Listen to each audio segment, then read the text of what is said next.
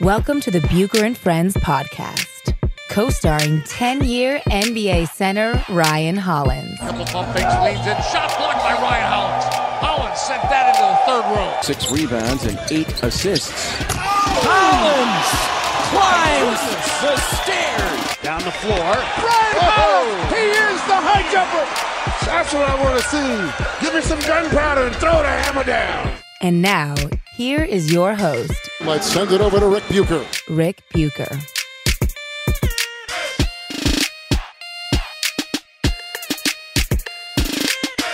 Welcome to another edition of Bucher and Hollins, subsidiary of Bucher and Friends on the United WeCast Network. I'm Ric Bucher. You can find my stuff on Bleacher Report and on Twitter at Ric Bucher. He is Ryan Hollins. You can find his stuff on Twitter at the Ryan Hollins. On Instagram, simply at Ryan Hollins, and you can see him on ESPN, hear him on NBA TV, Clippers broadcasts, you name it. And you can follow the show on Twitter and Instagram at Bucher Friends. All right, we got a number of things to get to, and where do you want to start? Because we have All-Star. You haven't had a chance to weigh in here on All-Star, and we also have the Tim Donaghy story that was reinvestigated by ESPN. And I know that you played during that time. I'm sure he officiated some of your games. And then we have to get into where we are with the Anthony Davis saga, the latest and the greatest when it comes to that. So where would you like to start? I don't know how we leave out Zion Williamson. Because I'm a knucklehead. That's how we leave it out. Zion Williamson and the shoegate, or shoe gator, if you will, since that's what his shoe ended up looking like. This young man, alligator. This young man is so prolific that his story, his tweak or scare of an injury, is so large that it caused the NBA to move immediately. Easy. Right? They didn't. Right, Rick? Yeah, that's the other piece of news is that the NBA, according to USA Today, has petitioned the Players Association to lower the age limit from 19 to 18, a age limit that the NBA introduced in the collective bargaining agreement themselves. But I think you're going a little far in suggesting that the reason that came out today was because Zion got injured in the UNC Duke game yesterday. Rick, I know we're on a podcast, but look at my face. Look at my face right now. Yes. You can call this the Zion Williamson rule. And I don't want to compare this kid to NBA greats. I don't want to do that. He hasn't played a day in the NBA. Let's slow down on that. Okay, he's not LeBron James. We could do that with LeBron, and LeBron lived up to it, as hard as that may be. But I mean, this is pretty monumental, Rick. I mean, think of the players, Rick, if I'm not mistaken, and you've got years of NBA knowledge that have created change, right? Whether it be even in college, right? I mean, help me here. I'm thinking Kareem. I'm thinking Allen Iverson with the handle. I'm thinking Charles Barkley with the back down. Wilt Chamberlain with the key. Right? So expansion of the key. When you are so monumental that you create change of rule, that says a lot, bro. That says a lot. And you cannot take that away. I mean, think about Zion. I said this earlier in the summer. I don't know if too many people paid attention to it. I said every time I watch this kid, I just say it's a shame that he's playing college basketball. There's something right now, Rick, that's not right in the world. And tonight, it all came full steam. It all just crashed. It was a head-on collision at Cameron Indoor Stadium, man, or whatever they call that ugly place called Duke, man. Listen, it was a monument. I mean, come on, Rick. Yeah, broadcasting note, Ryan Hollins is a proud member of the UCLA Bruins, so that's why he would be disparaging about where the Duke Blue Devils play. Yeah, it is Cameron Fieldhouse on Mike Krzyzewski Court, if I'm not mistaken. But look, to attribute all of this to Zion is a little much. Rick, the day after? Yeah, they didn't turn around and go, oh, my God, we can't have this happen. Because, hey, look, first of all, everybody's making way, way too much of this. Everybody's, oh, my goodness. What's like Zion's damaged goods now? Like if Zion plays another collegiate game, God forbid he's not going to survive. Who knows? Maybe he'll sprain the other knee. Come on. This was an extraordinary circumstance. You probably know as well as anyone. When you are that athletically gifted and you are playing at the collegiate level against guys who aren't anywhere close to as physically gifted as you are, and the pace of the game isn't anywhere near what your maximum is, the possibility of you getting injured is pretty damn low. Am I correct? See? Okay, you don't want to admit this because you know where I'm going and because you know I'm right. I'm not going to lose my mind over this injury, but there's the what if. There's the what if. There's always a what if. There's always a what if. Okay. There's so many stories that you don't remember. They don't just pop to mind that were that guy. They were that good, and they got injured in high school or got injured in college. I'll give you one. Ed O'Bannon. Granted, I'm not going to call him Zion. Okay. Ed O'Bannon, as soon as he gets to UCLA, he slips on the floor in the men's gym. Yep. And probably tore his meniscus. Meniscus is something you can pretty much play through. And Ed O'Bannon literally could only play effectively in a college season. They would mend Ed's body back together through the week, and then he would come out and kill it. And once he got to the NBA, he couldn't survive. It was too many games and too many nights. And if he had never hurt his knee after all he accomplished at UCLA, he would have been a 15-year pro, 20-year pro, man. A guy that's 6'9", can handle the basketball and shoot it tough. You name it. This guy was the face of college basketball.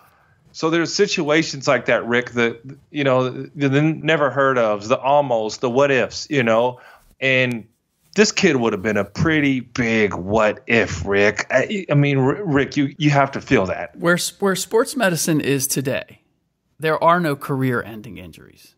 And your boy Ed O'Bannon was still a lottery pick. He was still the 9th pick.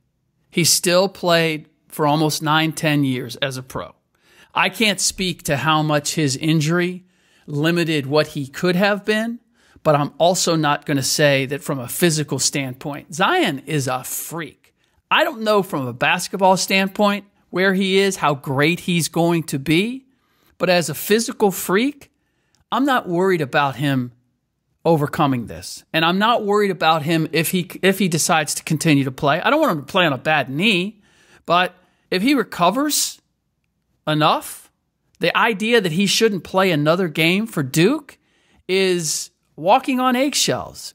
Look at Blake. I'll take it the other way. Look at Blake Griffin. Look at Ben Simmons. Those guys get to the NBA and they miss their entire first year. Did their college careers have anything to do with that? No. You don't. So it can happen at any time. You don't think that college medicine is a little different than NBA medicine, and the roll of the dice is not worth it, Rick? Look, I will leave it up to Zion. I'm not saying he should play or he has to play. I'm just saying the sky is falling and he'd be out of his mind if he decides to play.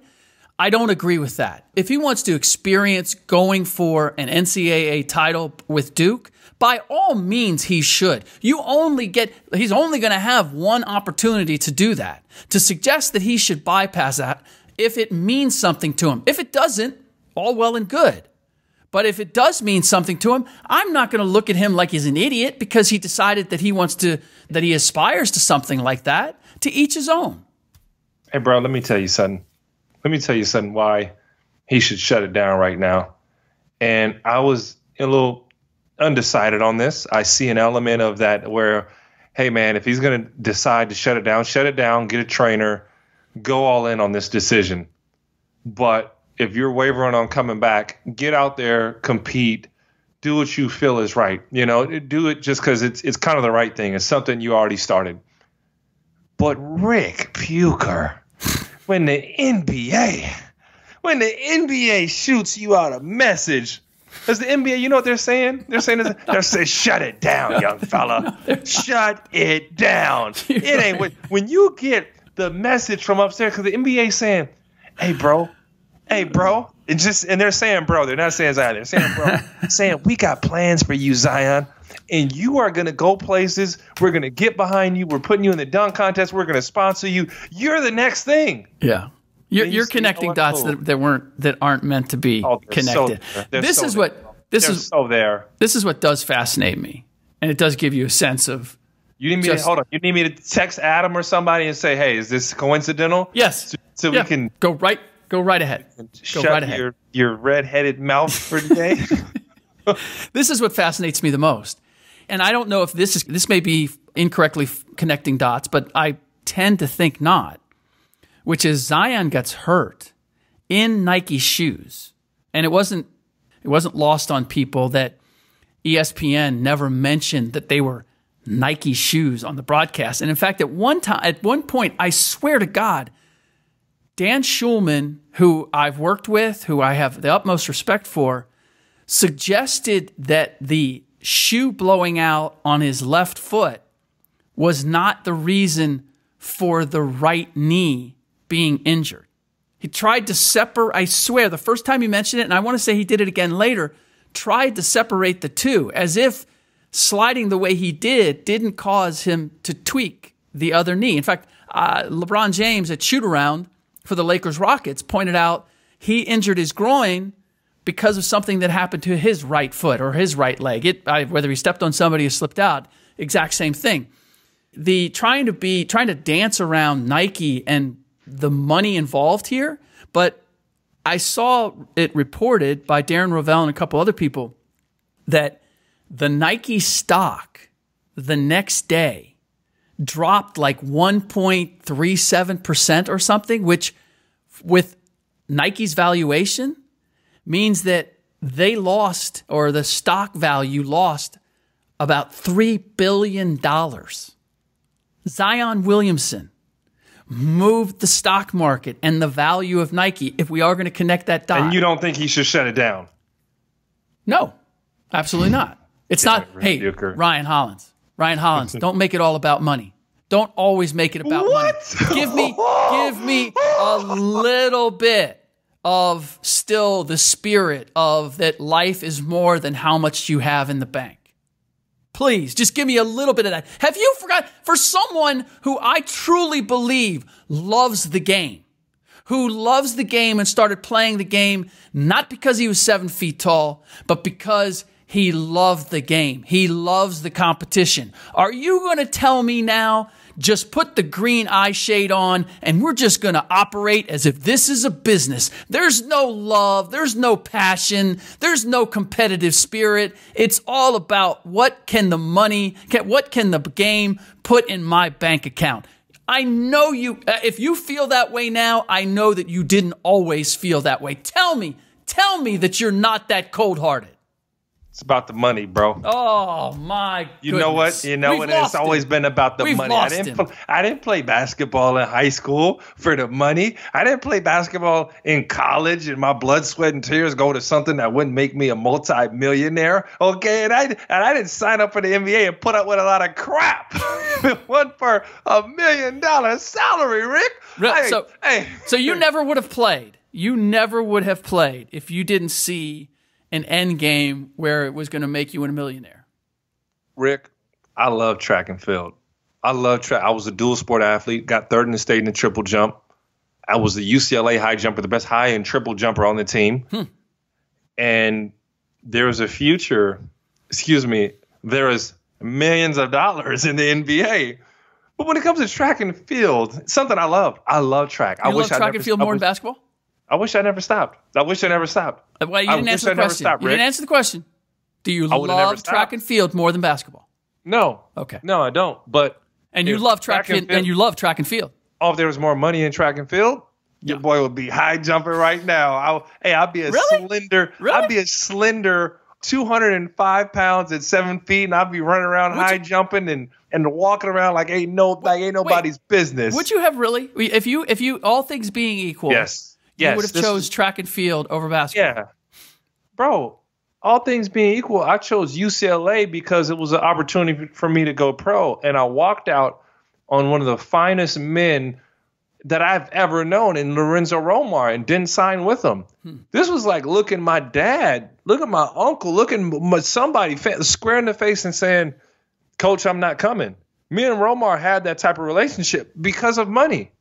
I didn't see the same future at Washington. Rick, you're something else. We don't even do Bucher and Friends for the love of it. I like you, Rick, but this is for the money.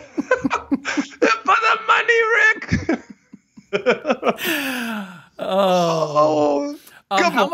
How much do you think that this is an issue as far as the shoe just exploding and the damage that it does to Nike's ability to keep Zion as a future client or a future promoter, and or just the view of Nike overall? There's no problem with Nike. You brought up a good point, man. Maybe it's time I want to buy some Nike right now. Some Nike stock. Yeah, it's a little depressed. Might be right should be going the other way. Yeah. Look, bro. I've worn Nikes my entire career. Mm-hmm. And even when I had Adidas at UCLA, I was real rocking with my Nikes, okay? Mm-hmm. I've never seen a blowout like that. It was a freak accident, freak injury. Maybe they're mass-producing too many shoes to throw over there. And it had nothing to do. I talked with some specialists, some friends of mine that have been in the shoe game for a long time in creation, and it had nothing to do with its size. It was a freak accident. Yeah. It was absolutely a freak accident.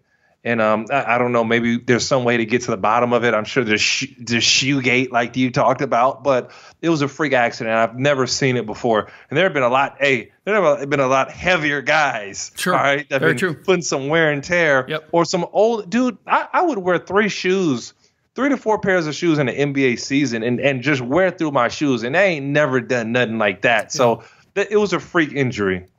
Jimmy Butler told me that when he was at Marquette one time, they were running lines, and his shoe did exactly that. He blew right through it, and he stopped running. And Buzz Williams was the coach at the time.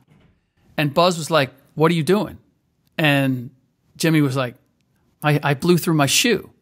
He goes, "You got to either finish, or you got to go put other shoes on and finish." And made him run again until he made the numbers he had to make. But that was a story about the exact same thing. So I do think it's a freak occurrence. Obviously, Jimmy Butler and Zion Williamson are built very different. Look, it happens. We see it with everything, right? And sometimes you get a bad pair of shoes. And I think it's actually sort of a combination. You get a pair of shoes that's got some sort of defect in them, in the construction, and you happen to put them on a guy like Zion Williamson, who has torque that's going to cause that to happen. The fact that it happened like 33 seconds in the game was what was truly freaky about it, right? Mm-hmm. What I'm curious is, like, had he been wearing those pair all season long? I don't know. He had to throw in a new pair, bro. That's the only thing I can safely assume is that these were a fresh pair. Yeah, fresh. Yeah. So, but I'm with you too. It's an extraordinary happening. I think LeBron had his Nike jersey split at the beginning of last season. So, we see these things happen. Everybody, the alarm bells, everybody going nuts about, what is that? What are you showing me? I really shouldn't be saying this, but Yahoo Sports just posted an all-Kardashian team. Oh, my God. Ben Simmons at point guard, Jordan Clarkson at the 2. Wait a minute, Clarkson's involved with one? I guess by Kendall Jenner. James Harden at the 3, Blake Griffin at the 4, and Tristan Thompson at the 5. Wow. This, by the way, just, you guys listening are getting a glimpse into the show. This happens routinely. This isn't an exception. This is the rule. While we are doing the show, Ryan Hollins is doing all sorts of investigation. I'm surprised that I can keep him in front of the microphone. I would imagine if you could, you probably do some Amazon shopping half the time while you're doing the show too. I'm guessing. You can call me all the way out. Huh? Is that what we're doing? You can call me all the way out. Oh Oh, my goodness. By the way, if you go to bucherandfriends.com, there is a link to a survey. It takes a minute or two. And if you fill that out, you will have an opportunity to win a $50 gift card to Amazon to spend however you want. And we are going to have the drawing on Monday. So you only have a couple days left. As I said, bucherandfriends.com. Go there, hit the survey link, fill it out real quick, and you will be eligible to win $50. And then you can spend the show. You can listen to the show and be right there with Ryan Hollins, spending your money, buying things while you listen to the show. How about that? All right. There's a couple of the other topics that I wanted to get to. Tim Donaghy. Do you remember how many games he officiated of yours? I don't remember how many. Do you remember him, though? Attention. Did he make an impression on you? He was a jerk, bro. I was kind of scared of him. Really? Yeah. He was a tough guy. He wasn't. You're right. He was a tough guy. Yeah. I knew to shut my mouth, man. That wasn't my place. Huh. Yeah. I wasn't surprised when he went down because I've been saying for years the refs would, a couple of refs still making some calls. They're going, hey, man, this don't add up, bro. I don't feel right about this. There's an agenda behind this. Yeah, but the question is there an agenda to flip the game, to influence the outcome, or is there an agenda because somebody's tired of your act or somebody else's act, or I mean, that's the thing.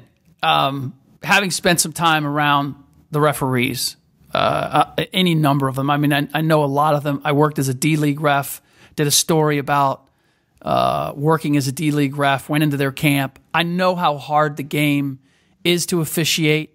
And I also know how hard it is to influence a game without your two partners being in on it. They would know. And even then... you can make a case, especially with his prestige from your standpoint. You can cover.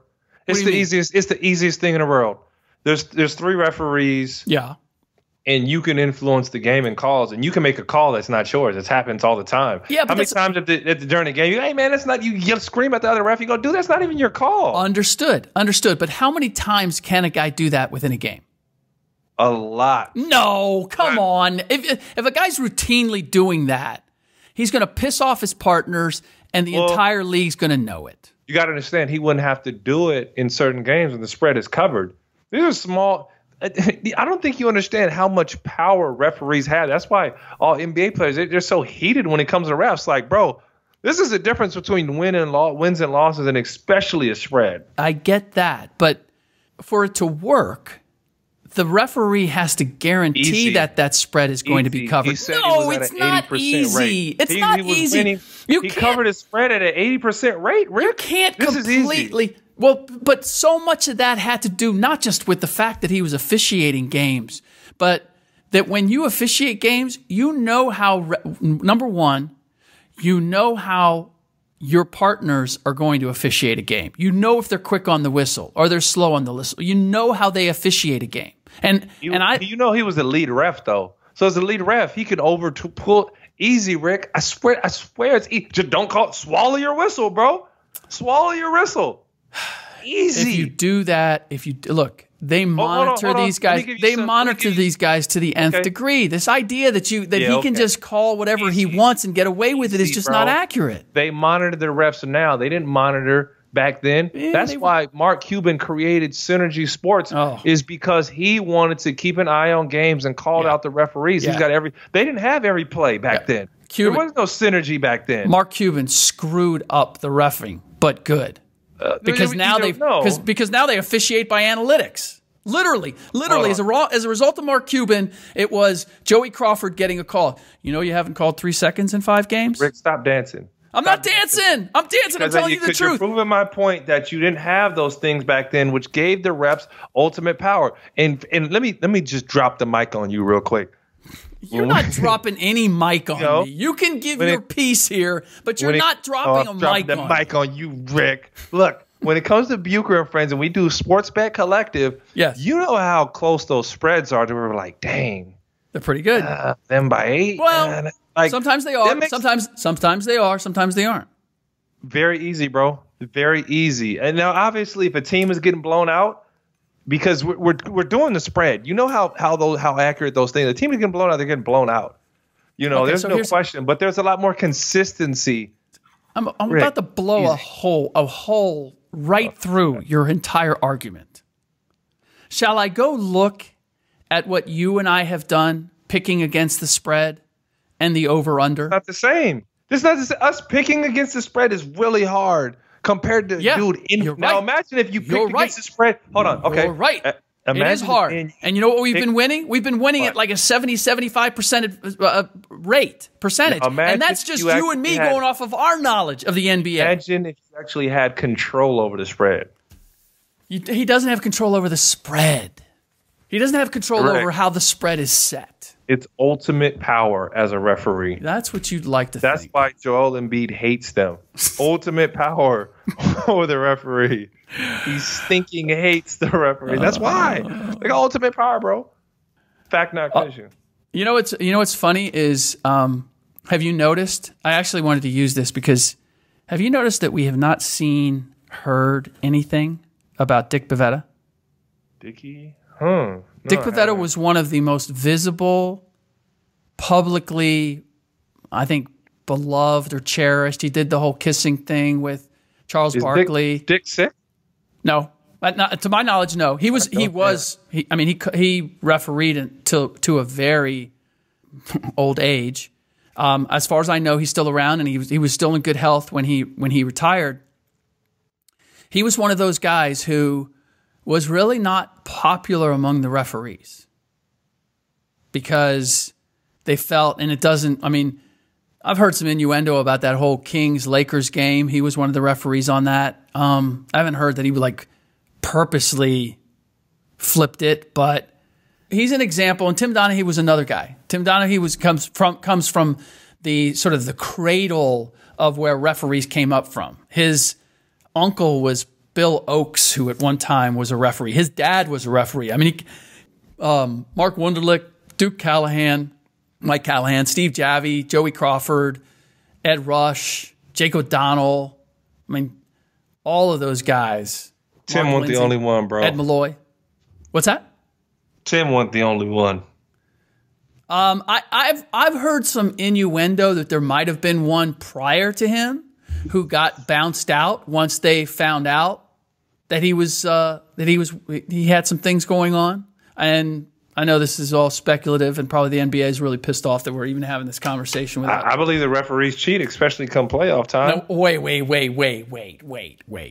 Seen it with my own eyes. The referees cheat. We call them company men. How many of them come cheat? Sliding in the playoffs?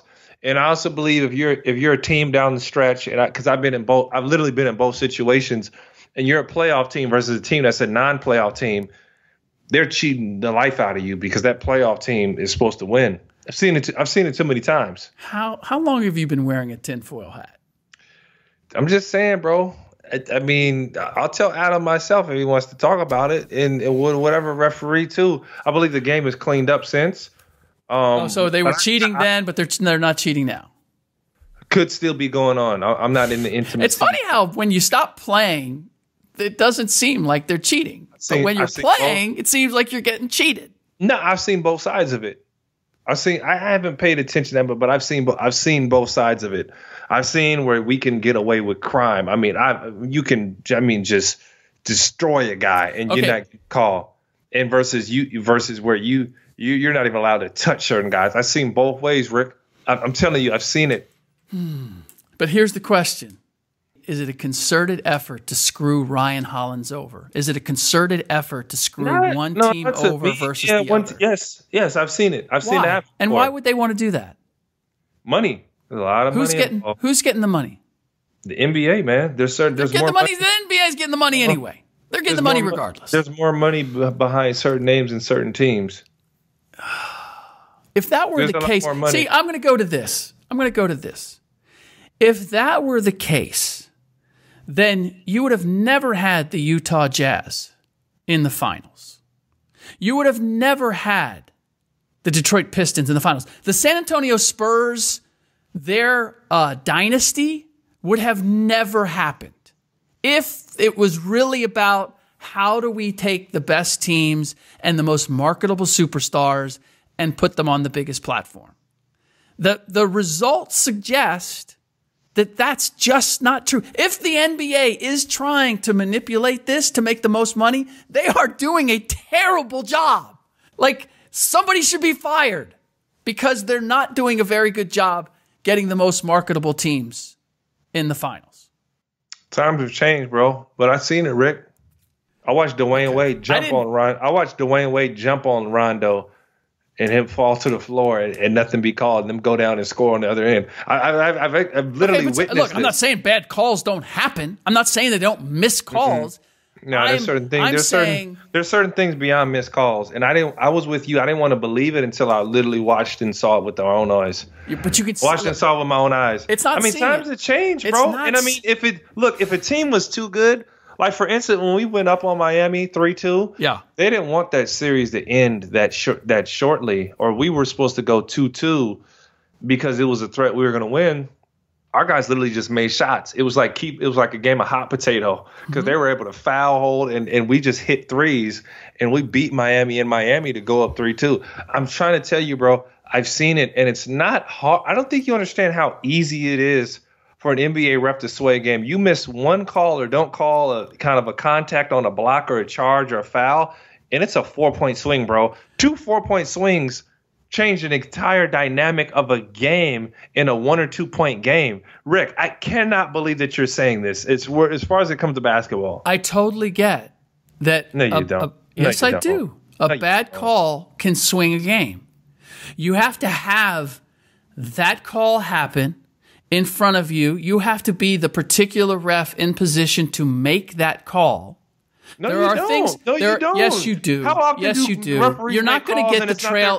Look, on a breakaway and there's a foul at the rim, you're not going to get the trail referee blowing his whistle on that. What are you talking about, Rick? It happens all the time. No, and you see guys pointing out and going, that's not even your call. You do see that happening, but you don't see it. But go watch Mark Davis. Go watch Mark Davis ref a game, Rick. I've seen it too much. I can't believe we ended up here. I really did. I had no idea the Pandora's box that I was opening with you.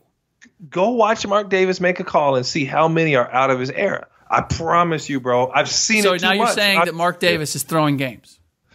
I think Mark Davis is just like an alpha, bro. He's going to put his stamp on any. He's lifting weights. He's buff. He's a great guy, by the way. I don't like Mark when it comes to reffing, but as far as a guy, there's no one cooler than Mark Davis. That's my dude. But as far as when the ball goes up, I did not like Mark. Oh, you like him other than that? We have a personal relationship with Mark Davis? I have a number of refs like Eric. I forget. I don't even know Eric's last. Eric is my guy. Oh, boy, I have a relationship with Dick Pavetta. There's a number. By the way, I saw Joey Crawford at All-Star Weekend. Joey's the best, nicest individual to me in my entire. He's the coolest guy ever. Absolutely. Joey was always good to me too, bro. Always. Oh, amazing guy. But I've seen it. Rick, I've seen it. This is fact. Joey manipulated games too. Give me the list. Give me the list of the guys that were Slim Shadys. I don't have a list of those guys. I haven't seen it, but I definitely know company men when they come in. And Joey Crawford was a company man? Now you got. I didn't call Joey a company man. Do you know? Don't put that word in my mouth. I didn't call Joey a company man. We know. I said we know company men, and I'm not going to name them. You know when they pop in, and you know what time it is. Okay. All right. What else do we want to hit? Anthony Davis? What should the league do? I think if Anthony Davis comes to a compromise and says that he also wants to sit out, doesn't want to risk injury, let's get something done this summer. If he and New Orleans can come to some type of a handshake agreement that he will be moved by a certain time, I say allow him to sit out or allow him to play either way. But if you're New Orleans, you want to move forward and you don't want that asset, because now we're getting in dangerous territory, Rick, and forgive me if I'm wrong here, that if he gets injured, it could blow something up. And if it's a knick-knack, I mean, obviously a team is going to take him with one arm, as good as he is, but this could really cost New Orleans and their future moving forward. And I say that injury of sorts could shy a team away from giving ample value, even though I don't think that'll be a problem for Anthony Davis. So there's a consideration of shutting him down if he agrees so. And I think the team has really gotten to that point because it's ugly.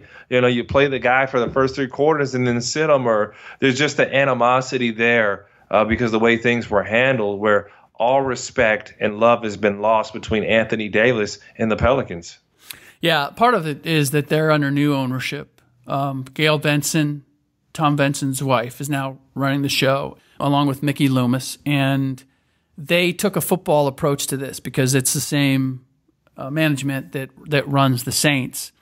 I can't help but feel that the Saints getting screwed over, and then Anthony Davis, or rather Rich Paul, announcing that Anthony Davis wanted to be traded, was gasoline on what was already a bonfire. That the family and the people running both organizations were already hot. And now you have Anthony Davis saying, I want out. And honestly, I can't say that Dell Demps did a great job, but I don't know how much of this to put on him. I don't have a problem with the fact that he didn't jump and trade AD to the Lakers. I'm okay with him waiting. But it did look like there was no control over the organization when AD and Rich Paul walked out after he bruised his shoulder, took off and said they were going to get an MRI or some craziness like that. I have to say that all of this, AD's not helping his own value. I know people look at talent, they look at circumstance and say, hey, he just wanted to get out. Who knows what's going on there? But walking out during a game because of what? And no one's buying the idea that he went to get an MRI. It's not a good look. And there were already questions about, exactly how good AD is a leader. Where do you put him in the hierarchy of great players in the league? He's not helping himself. I'll put it that way. All this, I don't think that this just goes away. I think it does have an impact on him as well. Yeah, I mean, it's ugly. We've seen it before, but AD moves on from this. And I mean, just in the midst of the turmoil, the dude had like 35 points in 3 quarters. So I'm not worried about who he is. And to me, that says something about AD's toughness, that he could step out and do that. So I'm not too worried about AD, Rick. I have heard that the Clippers are one of the teams on his list. Clippers aren't that high on AD. Yeah. Just take that for what it's worth. I won't say that everybody in the Clippers organization feels that way. I've been told that there's somebody. It's the way that you would have to acquire him. You know what I'm saying?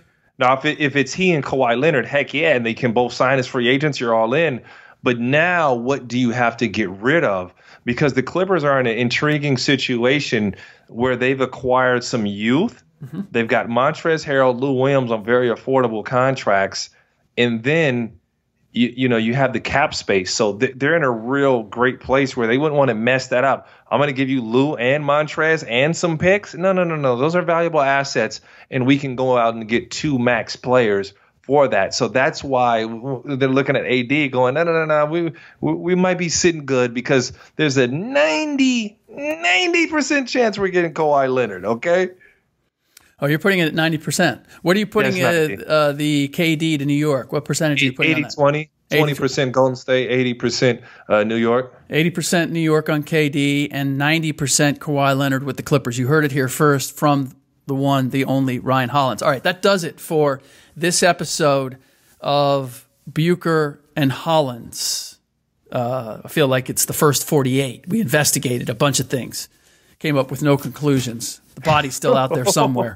All right. Thanks for listening. Remember, you can follow him at the Ryan Hollins. You can follow me at Rick Bucher, the show, on Twitter and Instagram at Bucher Friends. Please, if you enjoy the show, or even if you don't, drop us a rating, review on iTunes, or wherever you get your podcasts. Screenshot the review and tweet it to us at Bucher Friends, and you'll be entered for a chance to win some swag. The $50 gift card is for filling out the survey.